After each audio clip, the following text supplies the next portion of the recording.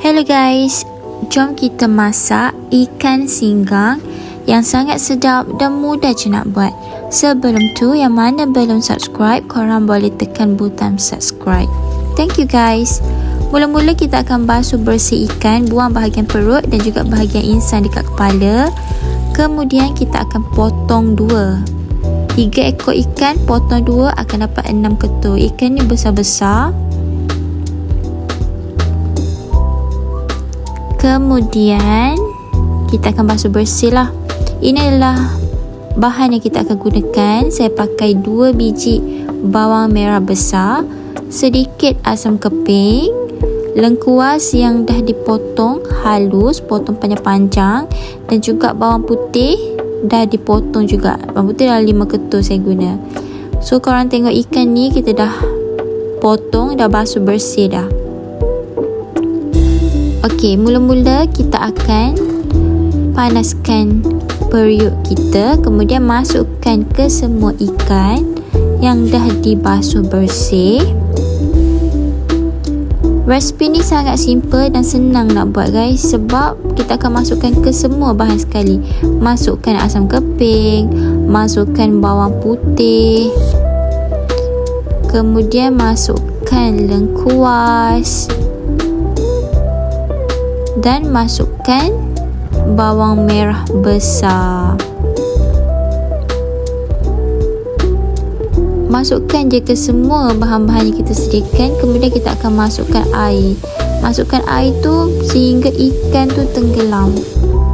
Kemudian buka api besar dan tutup dengan penutup. Bila dah menggelegak, boleh buka. Korang tengok ikan kita tak hancur pun.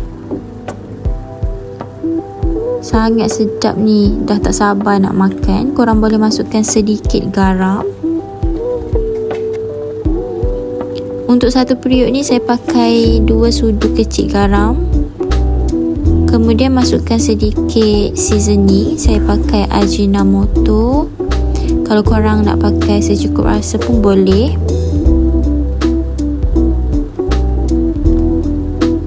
Ikan singgang ni lauk yang sesuai untuk berpantang sebab dia tidak berminyak dan sangat menyihatkan.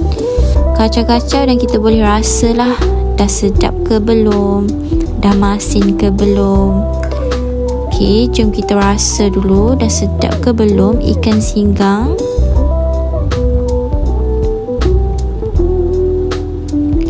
Rasa dia guys sangat sedap, dah masam, masin, cukup rasa semua. Kalau korang nak tambah lada bagi pedas boleh, tapi saya tak lada sebab ada budak-budak nak makan sekali. Letak lada dan juga letak sayur bendi, sangat-sangat sedap. Okey, jom kita hidang. Yang ni saya buat lauk pantang untuk adik saya yang baru operate kaki. Jadi awal-awal operate ni, kalau ikut orang tua-tua, kita kena berpantang lah makanan yang berminyak, makanan yang sayur-sayur yang menjala. Okey, nasi sedikit sahaja dan kita perlukan protein, ikan, dan kita perlukan buah. Hari ni saya tak buat sayur goreng lah. Dan juga susu Enlin sangat bagus untuk pertumbuhan tulang. Korang patut try buat resipi ikan singgang ni sebab sangat sedap dan mudah je nak buat. Thanks for watching guys. Jangan lupa untuk like, share and subscribe to my YouTube channel. Bye, jumpa lagi. Assalamualaikum.